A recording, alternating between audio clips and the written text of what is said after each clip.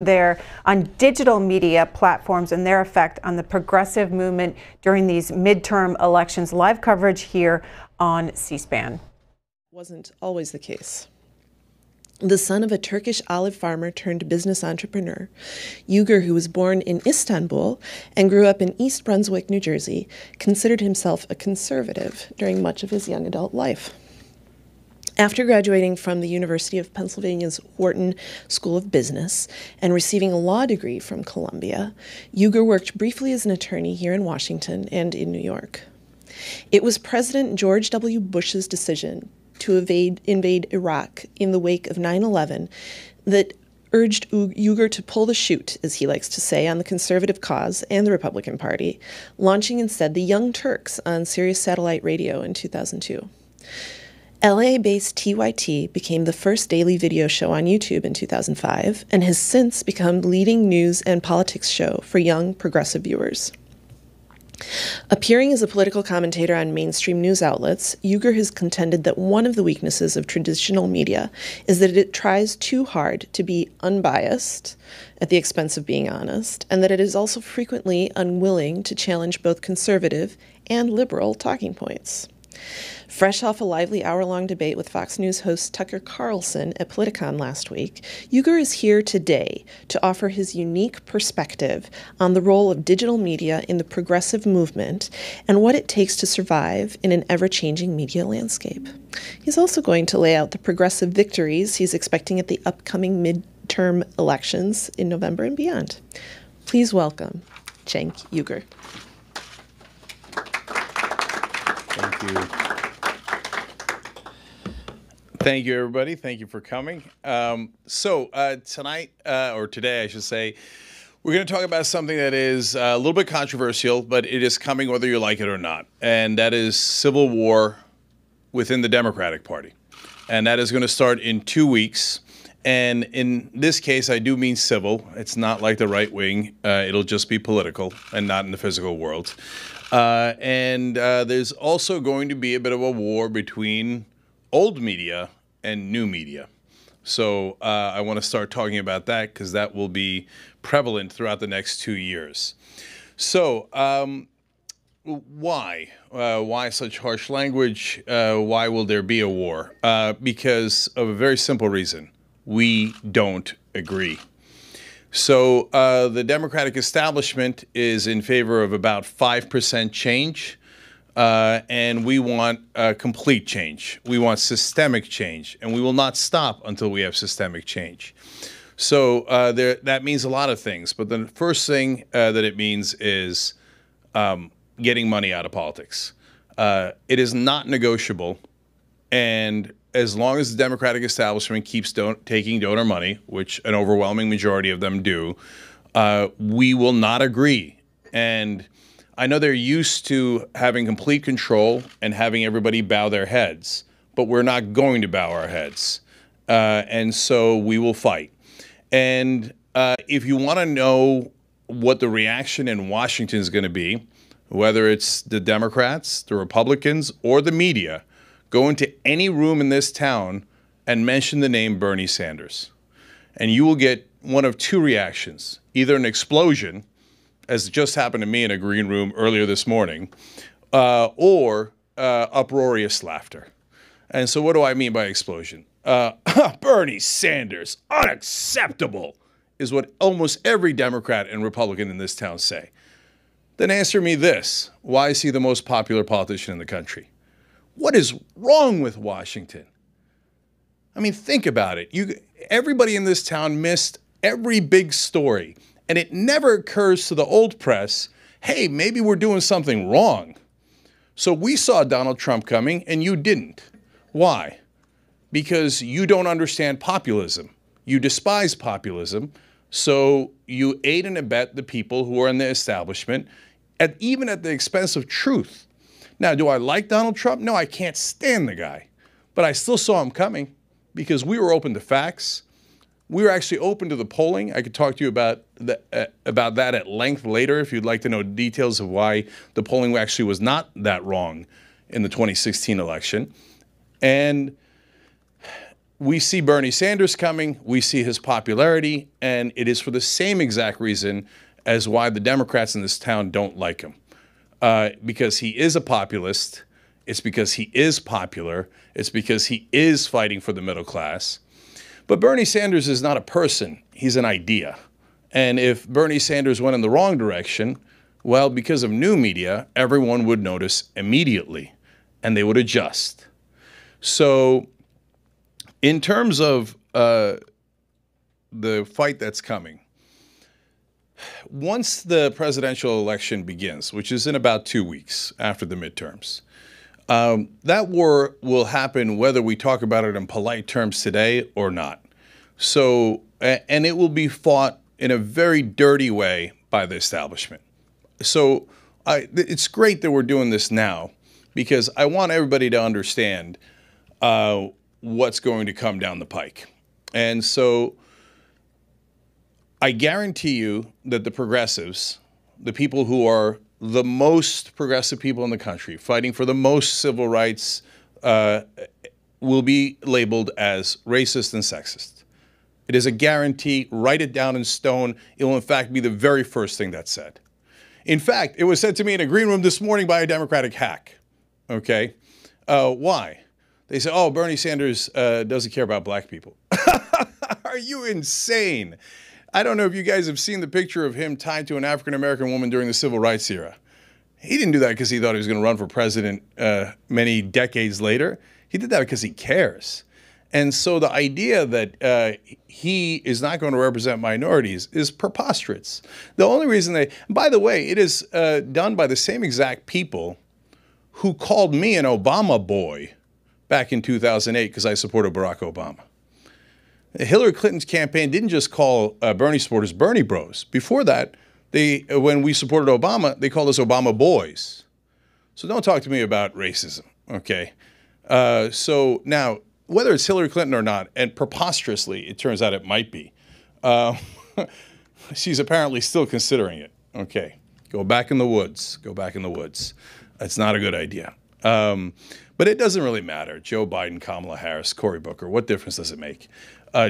So the reality is we believe in total change, and this town doesn't want to change. So why doesn't it want to change? Because everything runs on donor money, everything.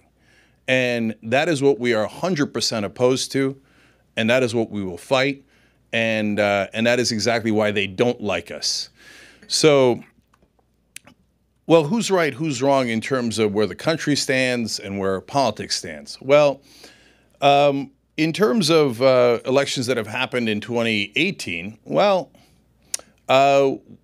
we had Alexandria Ocasio-Cortez. The establishment had Joe Crowley. He had 10 times as much money. He had the entire Democratic machine. He had all of the media on his side. And what happened? We won anyway. So now imagine if the money was even. My God, we would run the field. But you know what? Now it's a whole new world. Bernie Sanders raised more money than Hillary Clinton in the primaries, and he did it $27 at a time. Beto O'Rourke just raised $38 million in 1 quarter, and he did it with no corporate PAC money. Ocasio-Cortez, no corporate PAC money. All the Justice Democrats, that's the progressive wing of the party. Isn't it funny that it needs a progressive wing? I thought it was supposed to be a party for progressives, but it obviously isn't. So she did it with no corporate PAC money. Just Democrats, 26 of them have already won their primaries. They all did it with no corporate PAC money. And they're going to the general election now. And already we know who's going to win. We've got 3 incumbents already, Ro Khanna, Jamila and Rahul Grijalva, and then we've got 4 that are very likely to win: Alexandria Ocasio-Cortez, Ilhan Omar, Rashida Tlaib, and Ayanna Pressley. And so they said it couldn't be done, but here we are, and we're going to have a caucus. So, and I say we because unlike traditional media, I have a perspective and I'm honest about it. So I don't know if Wolf Blitzer has never put a thought into any of the issues that he has covered over all of these years. But for him to pretend that he doesn't have a thought is disingenuous. So I think most of the traditional media represents the establishment. So let's turn to that now. So I believe digital media is far better connected to the people. It is powered by the people, often funded by the people, as we are. We take payments from the audience, $5, $10 is like a progressive Netflix. So part of the reason we do that is so that we represent them. They're our boss, instead of giant sponsors or donors. So why do I think the traditional media is in the business of supporting the establishment? Do I think, like the right wing does, that that they get together in a room and make up news? No, don't be ridiculous. Okay, they do not do that. And so we're not lunatics like the right wing, and they are. And so this is another thing that the mainstream media can't say. They have lost their minds.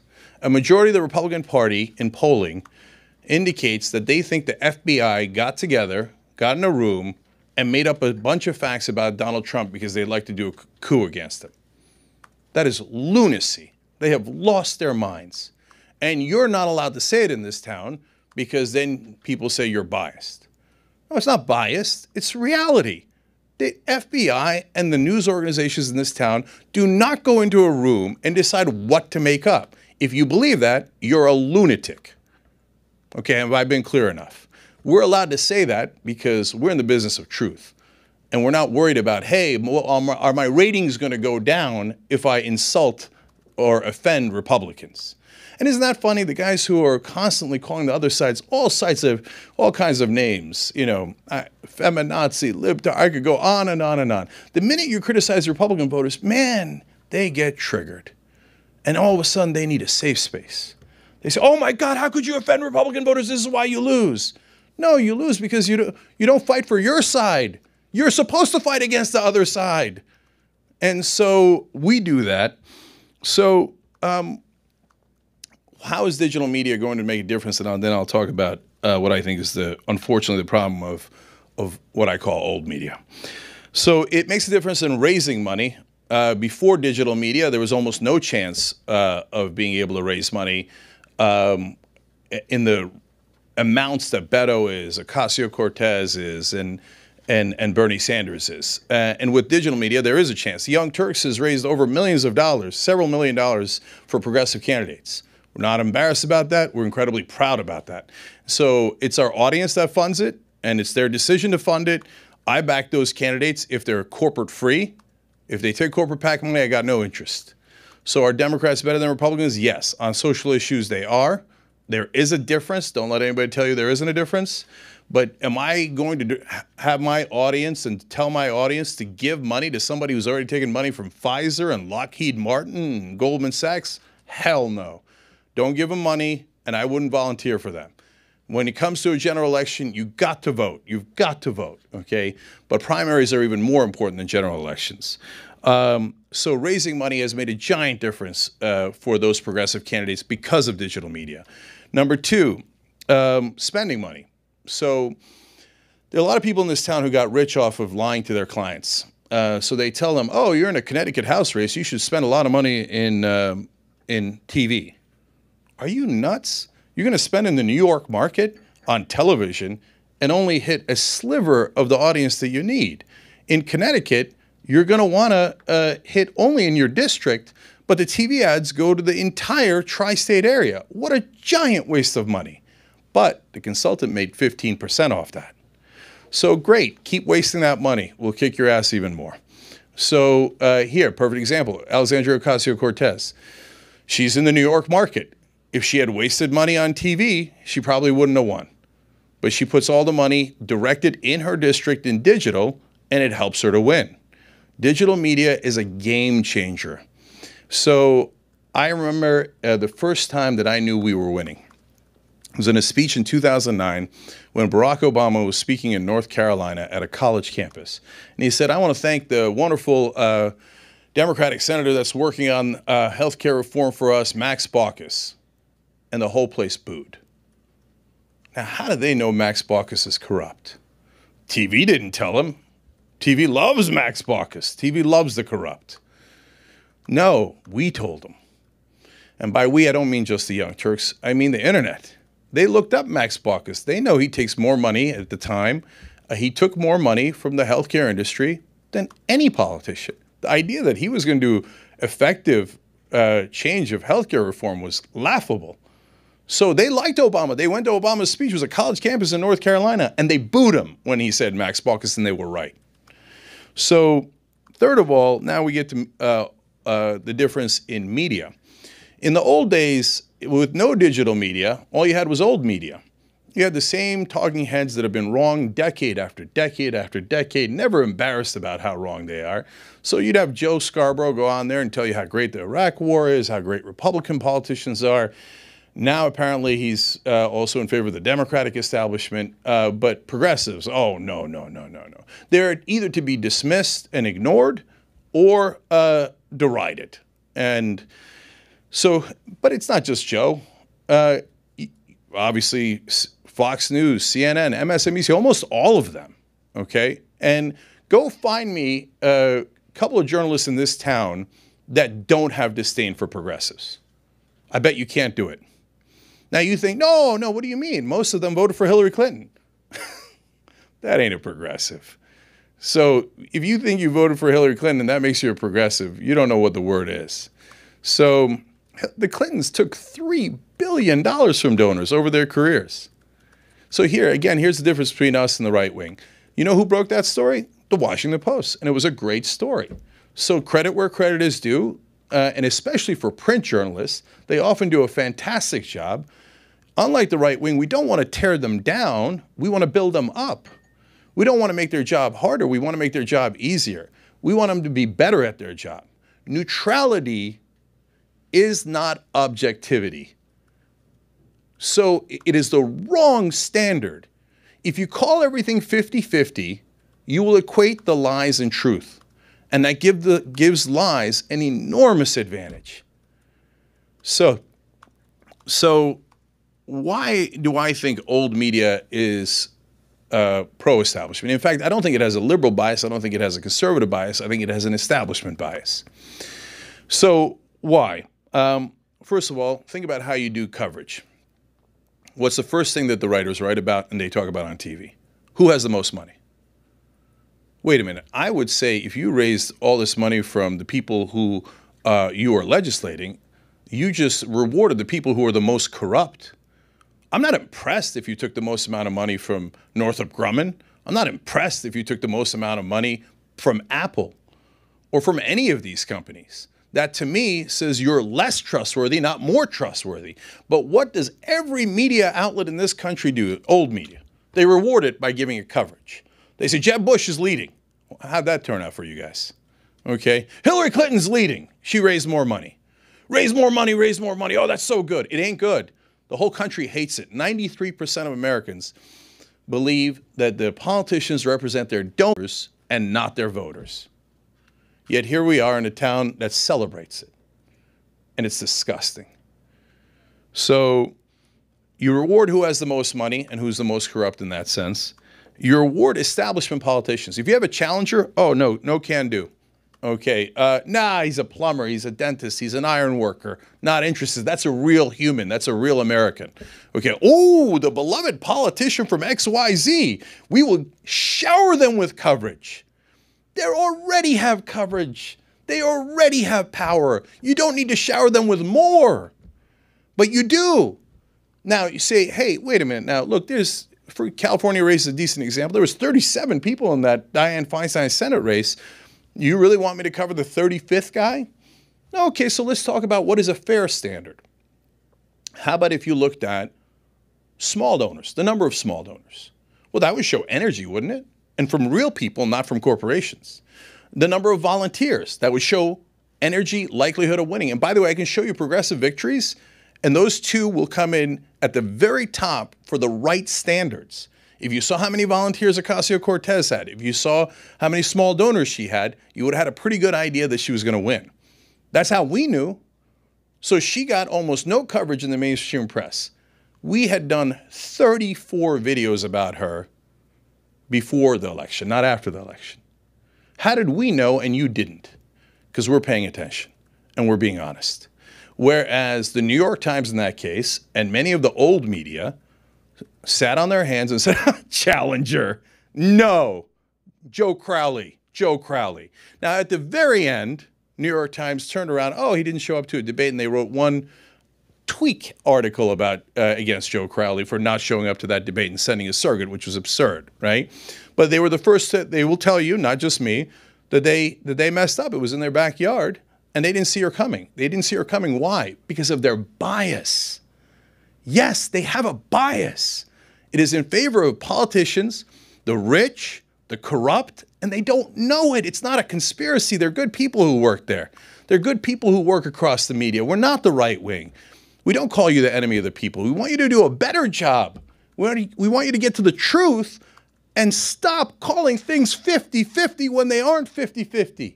Now, climate change is an easy example. Let me give you a different example. Deficits. I mean, how many times have reporters in this city repeated the talking point that Republicans care about deficits? There is no basis in reality for that. Ronald Reagan doubled the deficit. George W. Bush took a $236 billion surplus and turned it into a $1.4 trillion deficit. Clinton took a deficit, turned it into a surplus. Obama took a $1.4 trillion deficit and lowered it to about $585 billion. He cut it in more than half. And what did Trump do? He comes in immediately, takes $485 billion or $585 billion deficit, and next year it's going to be over $1 trillion. It's going to be about $1.1 trillion. Republicans love deficits. And they give you one every single time. Report the facts. Report the facts. Don't tell me, oh, Republicans say they're against deficits. Well, they just created a $2 trillion hole in the budget. Why? No, because the Republicans love tax cuts for the rich. That's what they love. But more specifically, tax cuts for their donors. And so I have the credibility to tell you that because I told you ahead of time. You can find videos of me predicting these things. Why? I'm Nostradamus? No, because I actually follow the news. I follow the polling. I follow the numbers. And so I can tell you right now, every single thing that the Republicans will fight for is for their donors. Every one of them. And I predicted well ahead of time. In fact, the minute Donald Trump got in office, I said the one thing I guarantee you he will do is tax cuts for the rich. Is it for the rich? The top 1% got on average a $61,000 tax break every single year. Every single year. So under Trump, I mean, they are going to be loaded. That's why they love him. The donors love him. Drain the swamp. What a hilarious joke. Report the truth. That's the truth. But instead, oh, 50-50, and Republicans tell me they care about deficits. You should call out that lie every single time. It has never been the case in your lifetime or my lifetime. You know the last Republican to leave office with a balanced budget?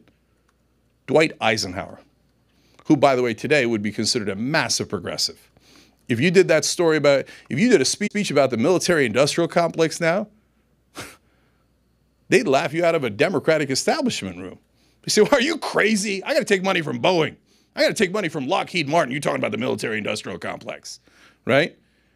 Ronald Reagan, he did amnesty, he negotiated with terrorists, he did deal with Iran. He would, pre-Bernie Sanders and digital media, he would have been laughed out of a Democratic caucus. This country has gone insanely right-wing. Actually, to be much more accurate, let me correct myself. This country is massively progressive. Washington has gone insanely right-wing. And you didn't even notice because you were too busy calling it 50-50. So you also have great disdain for progressives, and you don't know that either. Did you cover Ocasio-Cortez before her victory? Did you cover Kara Eastman before or after her victory? Did you cover Rashida Tlaib before or after her victory? Ilhan Omar, any of these people? Did you cover them? No, you didn't. You never cover progressives. You cover the right wing over and over and over again, incessantly, hundreds of articles, and the New York Times did it again. I don't call them out because they're the worst offenders. I call them out because they're supposed to be the leading paper. And they interviewed Gavin McInnes, and they did a story about him. He's the leader of the Proud Boys. That is a fascist group who believes in violence. I'm not the one who said that. Kevin McGinnis said dozens of times, I believe in violence. I believe in violence. You should punch them. You should choke them. I believe in violence. That's Kevin McGinnis said that. And what did the New York Times say? They said he had a nerd aesthetic, that he just likes to drink beers with his friends. They didn't quote any of the dozens of quotes about how much he loves violence. Nerd aesthetic? To soften right-wing fascists like that. It's despicable. Why? Oh my God, Rush Limbaugh and Fox News might call me liberal. Joke's on you. You're not anywhere near liberal. You're not anywhere near objective. All you want is neutrality at the expense of the truth. And by the way, it should be noted that one of the biggest advertisers for television is political campaigns. So they spent $6 billion in the 2016 election overall. Most of that went to television. You think those multi-billion-dollar corporations don't like $6 billion in their pocket? Once a reporter told me, well, that sounded a little conspiratorial. Let me get this right. You think it's a conspiracy that corporations like to make money. I would argue it's a conspiracy to say that they don't like to make money. Okay, it is preposterous to say that. Of course, do you think that, how often have you seen segments calling out, you know what, this congressman says this, but look at his donors. It seems like maybe Dianne Feinstein, for example, says Medicare for all is a government takeover of healthcare. Well, that's totally wrong and completely ignorant. It's just about health insurance, not about the entire health system.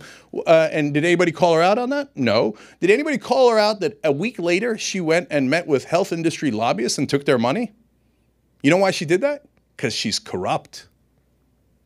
Yet, did New York Times write about that? LA Times write about that? Did anybody call it out for what it is? No, that would be impolite. The beloved Dianne Feinstein is an establishment politician.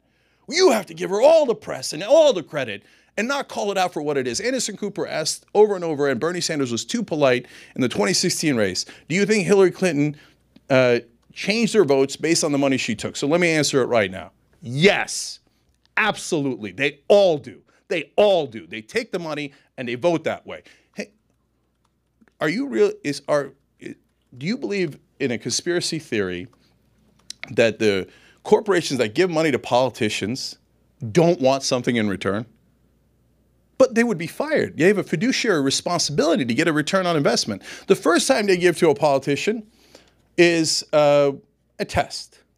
The second time they give to a politician is because they got a return on investment. This whole town is corrupt. This whole town is toxic. So digital media calls it out, and we are connected to the people, and that is why we will champion progressives, and that is why we will win. And let me just conclude on this. 2020, which will, as I said, start in about 2 weeks, we'll go through 2019 and 2020, as you know, will be a giant clash between the old and the new.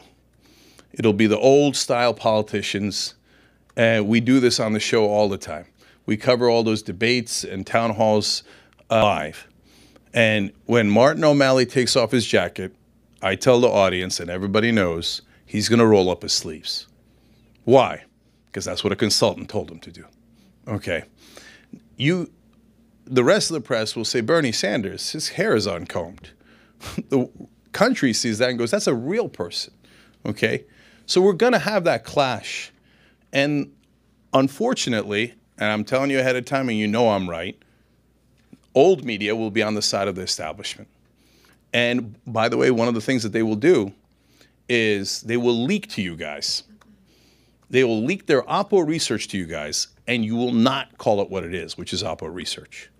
You will run that, and you will be disingenuous to your audiences and say, wow, look at this thing I discovered about Bernie Sanders or Elizabeth Warren or whichever progressive is in the race.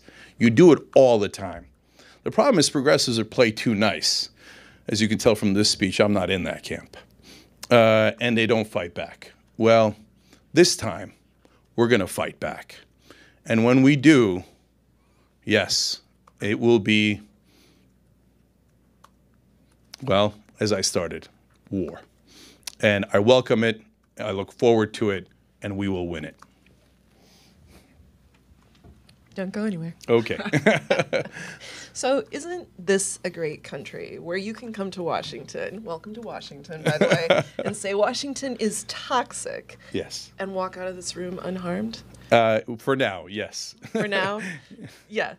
Well, there's bombs all over the country because of Donald Trump. So for now, yes.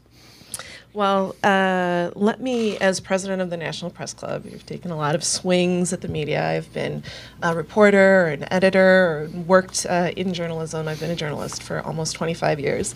And I got to say that all of the reporters and editors I know work so hard to get it right and work so hard. I work for Bloomberg.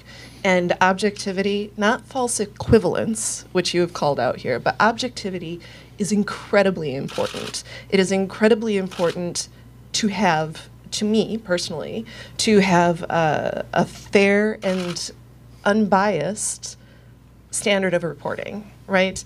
And I understand that everybody has an opinion, and you're welcome, obviously, to it, and we welcome you here to state your opinion.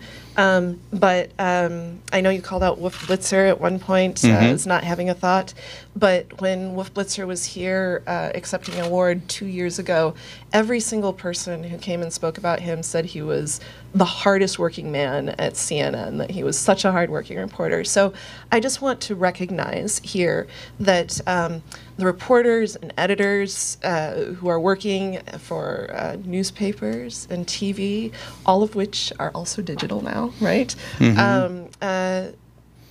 They work really hard. They're not in it for the money. Yeah. Yeah, Andrea. They work hard, and they work hard to get it right. So. Okay, so let me agree and disagree. So do they work hard? Of course, I don't begrudge them that. No, nowhere in my speech did I say they were lazy. I think you did. No, I think I said they were wrong. That's different than lazy. And so Wolf Blitzer, his problem isn't whether he works hard or doesn't work hard. His problem is he does have a perspective, and he might not even know it. His perspective is the status quo is awesome. So Hillary Clinton is acceptable, Jeb Bush is acceptable, Bernie Sanders is not acceptable, Donald Trump is not acceptable. And so it oozes out of every broadcast. I don't want to speculate on his perspective. No, you don't have to. You don't have to. You look. Let's. No. I can speculate. It's not speculation. I'll tell you what CNN's motives are: profit. It's not complicated. They're a giant, multi-billion-dollar corporation. Why are they in favor of the status quo? Well, they don't want to rock the boat because it's their boat. It's their boat. If you're a multi-billion-dollar corporation, you do not want change. You just don't want it. So it's not that they give a memo to Wolf Blitzer, although MSNBC literally told me that my non-establishment thinking was not welcome. But that's unusual. Normally, it is in the hiring decisions. When's the last time CNN hired a radical? You might say, well, of course you're not going to hire a radical. Think about that. Of course you're not going to hire a quote-unquote radical. I mean, CNN should be in the business of hiring reporters, not politicians, right? Well, but what is the perspective that they present, Andrea? The perspective is status quo, establishment. It should be the truth, but it isn't. So let me ask you this. Jake Tapper on CNN, and these are not bad guys. I know Jake a tiny bit. I know Chris Cuomo a little bit. Alison Camerota is wonderful. There's a lot of great journalists at the New York Times, Washington Post, et cetera, and they do great stories. Okay, but Jake Tapper goes on air and says Medicare for All costs $32 trillion, but he leaves out that it saves $34 trillion. And he asks Alexandria Ocasio-Cortez, how are you going to pay for it? Every time, watch it. I'll tell you ahead of time, not afterwards, not Monday morning quarterback. I'll tell you ahead of time. Every time a progressive goes on air, on CNN or elsewhere, they will ask him, how are you going to pay for it? How are you going to pay for it? Wages, higher wages, anything that helps the middle class, how are you going to pay for it? Did they ask him, how are you going to pay for it on a $2 trillion tax cut for the rich? Did they ever ask him, how are you going to pay for the Iraq war that cost us trillions of dollars? No, they bowed their heads. Are you sure? I'm positive. New York Times, you saw Judy Miller. They always apologize afterwards, but they never learn their lessons. So how about Iran? Warmongering, fear-mongering on Iran, on Syria too, but everybody constantly feed into it. I've never seen a single question of Syria, how much is that going to cost? Never. Okay. I think there are a number of things that we could agree to disagree on. Let's talk a little bit about politics, right? So let me just ask you this. How much money have you or the TYT network, since we're talking a lot about money, raised for Bernie Sanders? So I don't have a specific number on Bernie Sanders, but I would imagine that our audience gave a significant amount to him. Collected by you? No, it goes straight to the candidates. It goes straight to the candidates. All right. The only exception is we're running ads against Ted Cruz. And so we collected that money and we're running the ads against Ted Cruz. But otherwise, they donate straight to the candidates. So I'm very curious about one thing. You mentioned an upcoming civil war within the Democratic Party starting real soon. How do you think that's going to play out? So I think it's going to be an absolute mess. And as I explained here, I think that you're going to have the Cory Bookers of the world that represent the establishment. You're going to have Bernie Sanders, Elizabeth Warren, et cetera, on the other side. They will do Oppo research. They will put it in and hand it to you guys. You guys will all run it. Okay, you will run almost no negative stories about Cory Booker, but you will run incredibly negative stories about Bernie Sanders. Cue it. Watch me. Okay. They'll talk about his houses. They'll talk about race. I know the Oppo research already, and you know it too. And you're going to run it anyway. You're going to run it anyway. So let's talk about how you see this civil war playing out within the party. You see Elizabeth Warren and Bernie Sanders on one side. Do you see new progressives emerging within the party? Do you foresee a split within the Democratic Party? Do you see a new party emerging? Let's talk about specifics. Yeah. No, I don't want a new party. So it's a great question, and it's bifurcated answers. So should there be a split within the party? Yes. So if they want us to, so they say unity. Okay, great. Well, let's unify behind the most popular politician in the country, Bernie Sanders. No. Hey, you said primaries are a bad idea in 2016 when you wanted Hillary to win. Now that Bernie's the most popular, all of a sudden you think primaries are a fantastic idea. So let's pick. Which one is it, right? So I love primaries. I've been consistent about that. Should Bernie get a free ride in the primary? No. Let's fight. Let's figure out who's right, and let's have people vote. Okay. And so, but should you splinter the Democratic Party overall? No. It's a fool's errand. I think it's a disastrous idea, and it will only help the right wing win. Do you think it will happen anyhow? You're saying you don't think it should happen, but you're talking about civil wars. Yeah. No, I don't think the Democratic Party will splinter. I think that there will be a healthy and sometimes not healthy fight over ideas. We're not going to bow our heads. When they say, hey, let's take donor money and let's just, keep spending on for defense contractors, our answer is no. It's a hard no. It's a hard no. So what do you want to do? This is a democracy, so we debate, right? But it doesn't mean you leave the party. And if anybody's going to leave the party, it should be them, not us.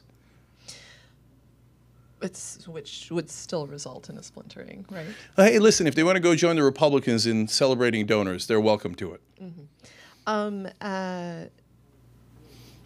Are you supporting Bernie Sanders for 2020? Do you think? So I supported Bernie Sanders in 2016 based on the field. The And field is going not forward? set yet. So no, right now I have an open mind and I want to see what who the candidates are and what their positions are going to be. Who are some of the potential candidates you see emerging besides Bernie Sanders or Elizabeth Warren, whom you've already mentioned? So almost obviously Cory Booker will run. Obviously Kirsten Gillibrand will run. Kamala Harris will run. Joe Biden will run. Let's talk about some of the people that you see as progressives that you would like to see there. Yeah. Right now, the ones that are considering running, I think that there are only two, Bernie and Elizabeth Warren. Are there other great progressives in the country? Yes. That you would like to see run? I think on a presidential ticket? Well, look, I think on a presidential ticket, those two will cover it, right? So I don't need to splinter that vote. But if Bernie or Elizabeth Warren, for whatever reason, don't run, then I would say Nina Turner should get in, and other strong progressives should get in. Who are other strong progressives? Ro Khanna, Pramila Jayapal, whose name I screwed up earlier. Sorry to her, and other wonderful progressives that are out there. Look at how strong Andrew Gillum is running, and he ran a strong progressive campaign. Let me open this up to the room for questions. If there are questions from the audience, I'd like to take some. Please. Thanks, Andrew. And on. sorry, Mike. let me just say, John is going to be Oh, passing okay. around the mic. So when you do get the mic, please introduce yourself and then ask your question. So, and hand the mic back to John. Bob Weiner, club member, and Weiner Public News, and it's great to see you again, Cenk. Thank you, Bob. You made the point that the mainstream Democrats are 5% of the progressiveness of the rest of it. But how do you see the elections breaking out? And if the Democrats take it, doesn't that take you to healthcare policy, tax policy, budget policy, the very things that you're talking about that are important? So isn't your 5% really a little short on the comparison between the progressives and the mainstream Democratic Party? And how do you see Bernie versus Warren? Where do you think that goes in terms of who becomes the one of the two? Okay, good questions. Thank you. So on the 5% change, let's be clear in what we're calling liberal and not liberal and the policies. So I don't want people to get this wrong, and it's a common misconception on all sides. So the establishment Democrats, as I call them, it's not that they're not liberal in any way, shape, or form. They're liberal on social issues. Yeah. So are they in favor of rights for African Americans, gay Americans, et cetera? Yeah, they are. That is why they are greatly preferable to the Republican Party. But on issues of the economy, they're 5% changes, I think, accurate. So let's look at Obamacare. He wouldn't even do the public option because his buddy Joe Lieberman, his mentor Joe Lieberman, told him he didn't want the public option. Why? Joe Lieberman took a tremendous amount of money from the healthcare industry.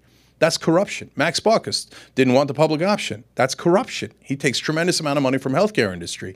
So what do we get? We got Romney Care. I mean, that was literally the same exact plan as Mitt Romney. It was cooked up by the Heritage Foundation. 5% change. Was it better than the old days? Yes. Yes. It's demonstrably better. A little better.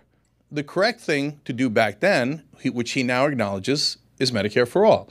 But that's the problem with the Democratic Party. They acknowledge things that are true and real after they leave power, right? The issue of marijuana. My God, why didn't Obama legalize? He didn't even take it off of Schedule I drug. In that case, it was 0% change. Are you kidding me? You've got millions of African Americans and of all races rotting in jail on modern-day slavery. And yes, it's slavery because they get paid $1 a day, $1 a day to work in those prisons, okay? Because they smoke marijuana. But I got news for you. Barack Obama smoked marijuana. So did George W. Bush. So did Bill Clinton. Let's put them in jail. Unless we're putting them in jail, then release those millions of people that you put in prison because of this senseless prohibition. And he wouldn't even go there, even though he himself did it. 5% change. Not interested. Marijuana should be legalized all across the country, and those people should be freed. Okay? So now the second question you had was... Warren versus Bernie. How do you see the elections coming out? Yeah. I have no idea how Warren versus Bernie is going to go. So since I make predictions on the air, and I've done a couple here, people always ask me, hey, make a prediction about this. No, you make the prediction once you have the facts. You don't, it's not a game. So I don't know how it's going to go between Elizabeth Warren and Bernie Sanders. And I'm curious, and I can't wait. I want to see. I don't know that they'll fight. I'd be surprised if they fought. But at some point, if it's just those two, obviously they got to make a case against each other or for themselves. And so I'm curious as well. I don't know. Do you have a preference? Not yet. I mean, look. If this fight were happening between them today, you're very well informed about both of them, right? So yeah. You've got to have a preference. You're the person up here who's saying, I can have an opinion, right? So that's super fair. Super fair. Okay. I know both their policies, and the reason I like both of them because they both have great policies, and they are both deeply progressive in slightly different ways. And right now, if I had to vote, I'd vote Bernie Sanders. Why? It's because he was the first to the fight. He's been there all along, and I wish that Elizabeth Warren had run last time around. And barring that, I wish she supported Bernie Sanders. And I told her that to her face when she was on the show, and I asked her about it. And so I wish she was there for progressives in 2016. Unlike other progressives, though, I don't hold it against her. So it's a new day, and she's done many wonderful things. She fights against the banks harder and better than anyone does, okay? But I think Bernie is slightly more right on the issues, and that is a small difference, and I think that he's been a bigger fighter for those issues. And the election, how do you What do you project, Mr. What do you call it, Nostradamus? No, I said I'm not Nostradamus. Right now, if I had to, predict who's going to win, I'd say, Bernie Sanders. But I will tell you this. I mean on that. I mean the House and Senate. Oh, the 2018 elections, yes. No, that one, at least in the House, is easy. The rest is hard. The House is clearly the Democrats are going to win, and they're going to crush them. Crush them. The polling is real. Math is real. Science is real. I know why people are gun shy in saying that, because they got 2016 wrong, and they think there's magic, that Donald Trump can do voodoo and somehow take giant losses and turn them into wins. There is no voodoo. He brought out unlikely voters, and in this case, the unlikely voters don't even necessarily go to the Republicans, and Donald Trump's not on the ticket. The polling is real. They'll get wiped out in the House. Just when you're saying people think that Donald Trump can do voodoo, I'd like to point out that I don't think that anybody in the mainstream media has said we think Donald Trump can do voodoo. No, I hear you. Let me, if you want, then I'll clarify. So there is a concern in the Democratic Party, and I have, and there's a concern in mainstream media to not get too out in front of your skis about saying the polling indicates this. I think people do say the polling indicates X, right? But with a reminder that there's a little bit of a margin of error. Yes. No, I blame the Democrats more than I blame the media on this. But there's this fanciful thinking that somehow that Donald Trump's going to pull out a victory, even though he's deeply unpopular. No, the reason he pulled out the victory last time was because he was running against someone even more unpopular. That's the only reason why. So when you say there's going to be a crushing victory within the House, since you're in the business of making predictions today, give us some sort of quantifiable. So 218 gets you a majority. We're going over 230 easy. Easy. That's my prediction. All right, there we go. You have it here. Senate is too hard to tell, and I'll tell you why. So you got some people that are running standard campaigns like Heidi Heitkamp, and so looks like she's going to get her clock cleaned. The idea of running Republican light in these red and purple states, it's never worked. The Democratic Party has lost 1,000 seats in the last 10 years with that failed strategy.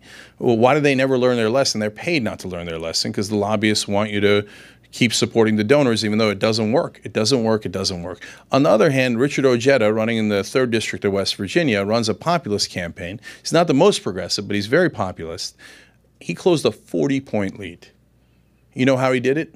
Nonstop ads talking about how his Republican opponent is corrupt. And he's right. She takes money from the pharmaceutical industry and helps to poison the people of West Virginia with that opioid epidemic. And he just had the temerity to say it. And people respect that. They respect when you fight for your positions and when you fight for them. And so that's why the Senate's hard to tell, because they got a bunch of corporate Democrats like Donnelly and Heitkamp, and some of them will win and some of them will lose. If we had progressives across the board, we'd clean up in the Senate, too. We have a question over here in the middle of the room. Hello, sir. It's really nice to talk to you. I've been watching the Young Turks since 2015, so... Please introduce yourself. My name is Cedric. I'm sorry. And your news organization? I don't actually work for a news organization. I'm originally from Africa, from Rwanda. And Rwanda is a dictatorship where everything is always said and good. The president, even on a lot of news, is always shown as someone who has built the economy when there's a famine. When there's a 16-17% unemployment. And this is clearly a country that had a civil war not too long ago. And so there's this myth, and that's like what you were saying, sir, about how there's false equivalency, and where people know that that's not the truth. And so one of the things that we've seen for us, we do try to use digital media to inform the population, is that digital media is the best way to connect with the population, and it works. We've created different things to do that. But what advice would you give us as someone who's worked to kind of create digital media even before, at the beginning of this internet age? What advice would you give to people who are trying to to change how the news is presented in a country that is repressive, like in Africa and stuff like Yeah. that? Thank you. Well, so that's a great question. I really appreciate the question because I'm going to say it now for the third time or so because I don't want people to get the wrong impression. I think that the journalists, especially in countries like Rwanda, Russia, China, Saudi Arabia, oppressive regimes, are the bravest people on earth. And so if you're a journalist calling out Putin's government in Russia, my God, you have 1,000 times the courage that I do. Because Andre is right. It's easy for me to come out here and make this speech. I'm not, I'm not going to get poisoned on the way out, right? But in Russia, you might, and in many other countries. So it's easy for me to say, go get them, but I know the dangers, and I appreciate the incredible bravery that those journalists have. In terms of what to do about it, we got to get you technological help. We need those VPNs to infiltrate those countries. Because if you're doing it inside of Rwanda or Saudi Arabia, God help you, right? Unfortunately, you got to do it outside the country because, as we saw in Saudi Arabia, you could be butchered if you're doing it inside the country or even inside their embassy. So we got to do it from outside the country, and we got to get those VPNs to get past the censorship in those countries, including my home country of Turkey. It's, it's supposed to be a democracy. I wish it would get back to that. Do we have another question here in the back? Testing. Yeah, Holly Kellum, The Epoch Times. One thing I appreciate about traditional media is that they are willing to put forth a view that probably many of the journalists don't agree with. Does the Young Turks do that? Yes. So we just had a decent-sized disagreement about whether Megyn Kelly should be fired. We have dozens of hosts. They all have their own opinions. Some of them drive me crazy. And every day I get a question, why don't you fire this person or why don't you fire that person? Because we have a range of opinions. So if you want orthodoxy, go somewhere else, okay? We're real people with real opinions and we don't limit them. So on Megyn Kelly, a number of hosts thought she should be fired. I thought she shouldn't be fired. And we talk it out. And that's what, that's what I think is good about the show, is that you'll get that and you'll have a real honest conversation with real people, not robots reading from prompters. And Go one ahead, follow-up please. question. You talked about how journalists should be more honest about their viewpoints, and I agree with that. But do you think that all mainstream media should be like the Young Turks and, be more upfront about their opinions on their shows? So great question. Not necessarily, especially for print journalists. So I believe that there's a great role for objective reporting, and we actually have a wing of the company that isn't commentary. It's TYT Investigates, and they do objective reporting. And so they can report against Democrats, Republicans, progressives, anything they like, okay? And they have free reign to do that. And so, but when you're an objective reporter, that's what I insist on, objectivity. So I'm not interested in Democrats said this and Republicans said that. Who cares? What's the reality? I don't need you to be their stenographer. And so I'm not remotely interested on what corrupt politicians said. And if you want to say that in the context of a story, but then say, but now here's the reality, great, I love it. Okay, so another good example, and I can give you dozens, filibusters, obstruction. So they say, both sides say that the other one is obstructing. But wait a minute, there's facts, number of filibusters. Mitch McConnell broke the record under Obama by a long shot. So if you want to say, hey, Republicans say they don't do obstruction, Democrats say they do, then at least give me the number. Well, Mitch McConnell tripled the record of filibusters, so there's your evidence on who does obstruction. And by the way, you could do that about Democrats today. You could say, hey, Democrats are now doing filibusters or whatever it is. Well, they took it away, but at least on the judges. And give those facts. I'm not looking to protect anyone. I'm looking to get at the reality and stop telling me what their spokespeople told you. How do you ensure within, so you have an investigative unit, clearly you are best known for speaking opinion. Yep. So how do you push your reporters who are doing work for the investigative unit to be objective and not biased? Or do you think that's not important? No, again, let's be clear about the terms. If you're going to be biased as an objective reporter and say, well, the numbers indicate this policy is wrong, but I'm going to be in favor of it anyway. No, that's not interesting. Then I would just have, first of all, I don't want anybody to be wrong about the numbers. Our hosts that do commentary as well. But I don't need the reporters to have an opinion. We got a lot of that at the network. Right? Right. So what I want them to do is focus on the facts, and so focus on investigations. Do you ask them to keep their opinion out of the piece? Yes, I do. Yeah. And how do you make sure that's happening? Well, you know, we have a process in place. We have a managing editor, Jonathan Larson, who worked at MSNBC, CNN. He worked with Anderson Cooper, Keith Olbermann, et cetera, and he's vigilant about that. And you could read the pieces yourself, and you get a pretty clear sense. He learned that vigilant at those establishment news organizations. That's a fair point. Asking. Yeah. But by the way, a lot of people did not learn that vigilance at those networks. That's why I didn't hire him. I hired him. Vigilance is important. I think we can probably agree on that. Yeah. Well, look, you're asking me, and that's fair because I'm the one up here. But does anybody think, I mean, you don't see the neutrality in the mainstream press? So you did say at one point, you said, report the truth, report the truth. And Yeah. I know that I personally, as a journalist, have worked hard for my entire career to do exactly that, to report the truth. My news organization, Bloomberg, we try incredibly hard. We work so hard to keep bias out of our stories and to report the truth. We follow the numbers. You were talking about numbers, right? That includes money. We follow the money numbers. And I think a lot of other news organizations do that as well.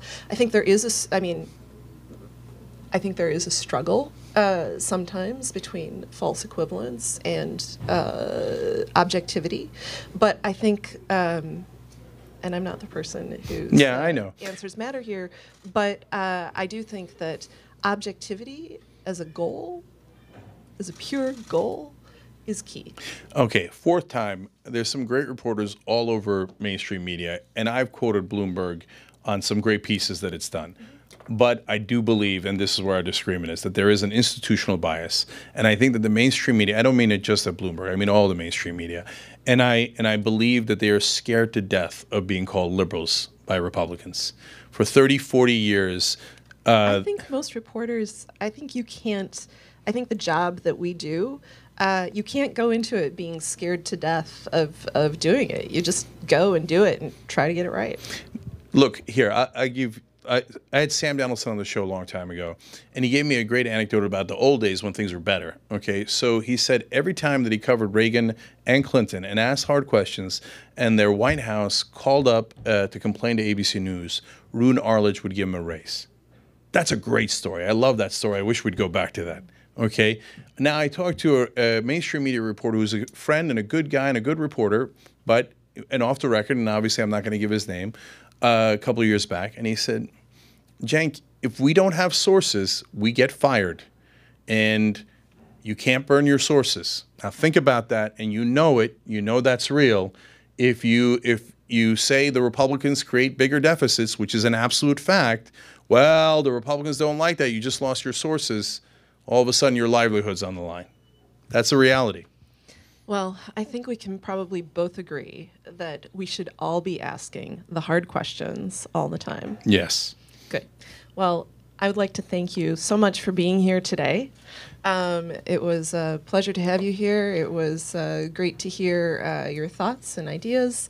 And I'm sure we'll be hearing much more from you soon. Thank you, and thank you for having me here and being open-minded about that, and I really, really appreciate it. And in fact, before you go, sorry, I have one, it was hiding here. I have a gift for you. From the National Press Club. This is our coffee cup, our mug. We give it to all of our esteemed speakers. So here, please accept this and use it in good health and come back. Thank you, and I love coffee mugs. This is going to drive my wife crazy because I have 1,000 of them, but that's for commemorating this moment and being so thoughtful. Thank you. Thank you.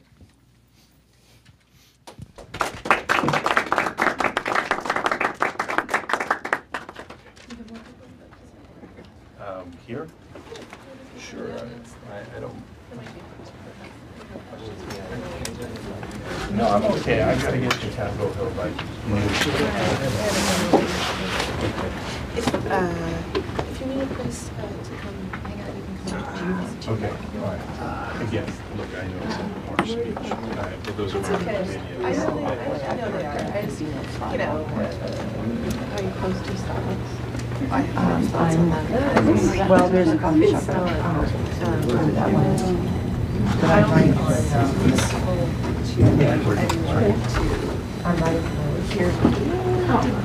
No, I get it. I mean, just at the block. Just want us to hear your thoughts on how the progressive on the stage. Or progressive, coming to a press club and attacking the media. Okay. Might just You're be welcome pictures. to. Well, I made plenty of notes for captions, so. Excellent. And you're not being lured Excuse me, quick question. Are you a news organization here in the That's right. press building? Dropped off. No, so I write for Thanks very much. For the what? For the Press Club. So thank it's you, I very appreciate covered. it. I see. What is your regular job? Oh, we're good. Yes, okay. I'm John Gallagher. I'm with the press club. Yes. I thought you maybe you had a Christina. Yeah. I thought maybe you had a question. Oh, no. I was just